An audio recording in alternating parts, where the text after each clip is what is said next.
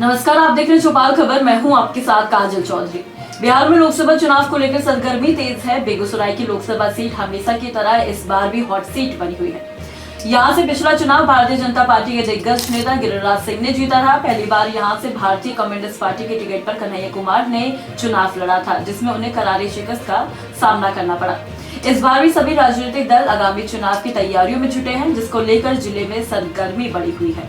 साल 2019 के चुनाव में बीजेपी के गिरिराज सिंह को 6,92,193 वोट मिले थे, तो वहीं सीपीआईएम की टिकट पर चुनाव लड़ने वाले कन्हैया कुमार को 2,69,976 वोटों की प्राप्ति हुई थी। लेकिन हाल फिलहाल में ये सीट बेगूसराय चर्चा का विषय बनी हुई है, क्योंकि कुछ दिन पूर्व बेगूसराय से मौजूदा सांसद गिरिराज सिंह के खिलाफ उन्हीं के संसदीय क्षेत्र के लोगों ने जमकर विरोध प्रदर्शन किया। लोगों ने गिरिराज सिंह वापस जाओ, गिरिराज सिंह मुर्दाबाद के नारे भी लगाए। NH 28 पर रानी गांव के पास गिरिराज सिंह के काफिले को रोककर काफी भारी संख्या में लोग हाथों में भाजपा का झंडा और हाथों में एक काला झंडा लेकर पहुंचे। लोगों ने गिरिराज सिंह के वाहन को रोककर जमकर नारेबाजी की। प्रदर्शनकारियों के नेतृत्व कर रहे रानी 3 निवासी विनोद राय ने कहा कि गिरिराज सिंह के द्वारा बेगूसराय में सिर्फ ढोंग रचा जा रहा है और विकास के कोई भी काम नहीं किए गए हैं। इतना ही नहीं, गिरिराज सिंह के द्वारा गोविंदपुर 3 पंचायत को गोद लिया गया था, लेकिन वहां आज भी एक चापानल भी सांसद के द्वारा नहीं दिया गया।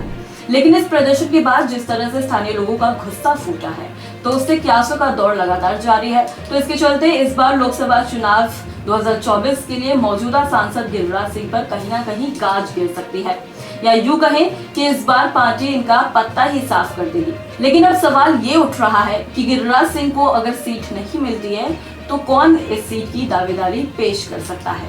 इसी क्रम में कुछ मीडिया रिपोर्ट्स के अनुसार ये माना जा रहा है कुछ ऐसे नाम हैं जो सामने आ सकते हैं और बेगूसराय की कहीं ना कहीं छवि संवार सकते हैं। ये ऐसे चर्चित चेहरे हैं जो बेगूसराय के विकास में एक महत्वपूर्ण योगदान दे सकते हैं, जिसमें एक नाम है विकास वैभव का। ये बिहार में भारतीय पुलिस सेवा यानी IPS के चर्चित अफसर हैं। बेगूसराय विकास वैभव का गृह जिला है। विकास वैभव एक खास अभियान भी चलाते हैं, लेट्स इंस्पायर बिहार के नाम से, जिसमें वे बिहार के युवाओं को जोड़ने का काम करते हैं और बिहार को प्रेरित कैसे किया जाए उस पर कहीं ना कहीं चर्चा होती है। इस बड़े कार्यक्रम में राजनीतिक गलियारों में उनकी बेगूसराय लोकसभा सीट की संभावित दावेदारी की चर्चा होने लगी है। विकास वैभव के इस कार्यक्रम को लेकर चर्चा है कि IPS की नौकरी छोड़कर वो कहीं ना कहीं राजनीति में कूदने का मूड बना रहे हैं। काफी समय से अटकलबाजी भी चल रही है कि वो बेगूसराय लोकसभा सीट से बीजेपी का टिकट चाहते हैं।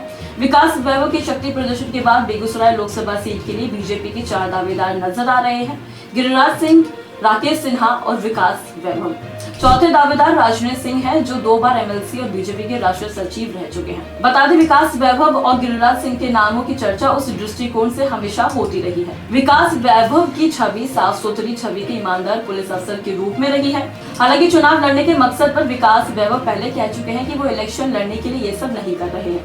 वैभव ने पटना में मीडिया के सवालों पर कहा था कि पॉलिटिक्स में ईमानदार और अच्छे लोगों को आना चाहिए, तभी सकारात्मक बदलाव होंगे। उन्होंने कहा कि उनकी पहल राजनीतिक नहीं बल्कि सामाजिक बदलाव के लिए है। वैभव कहते हैं कि किसी एक आदमी के चुनाव लड़ने से बिहार को बदला नहीं जा सकता। इसके लिए बिहार के लोगों को जाति धर्म के ऊपर उठकर काम करना होगा, तभी ये राज्य अपने गौरवशाली अतीत को फिर से हासिल कर सकेगा। विकास वैभव कहते हैं कि एक समय था जब दुनिया के लोग शिक्षा के लिए नालंदा और विक्रमशिला आते थे और आज यहाँ के लोग खुद विदेश जा रहे हैं।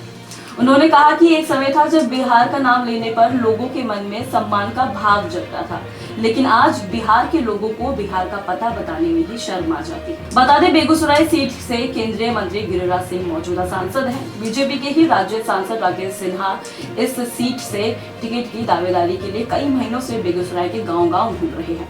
इस वजह से भी गिरिराज सिंह और राकेश सिन्हा के रिश्ते खराब होते चल रहे हैं। हम इस सीट की बात ही कर रहे हैं तो आपको बता दें, ये सीट भूमिहारों की सीट मानी जाती है, क्योंकि इस सीट पर जिसका दबदबा बना हुआ है वह खुद एक भूमिहार है, क्योंकि यहाँ पर हार और जीत दोनों भूमिहारों के हाथ में ही होती है। अब आप क्या सोच रहे हैं इस खबर पे हमें कमेंट सेक्शन में जरूर बताएं और ऐसे ही तमाम अपडेट्स के लिए देखते रहे चौपाल खबर। धन्यवाद।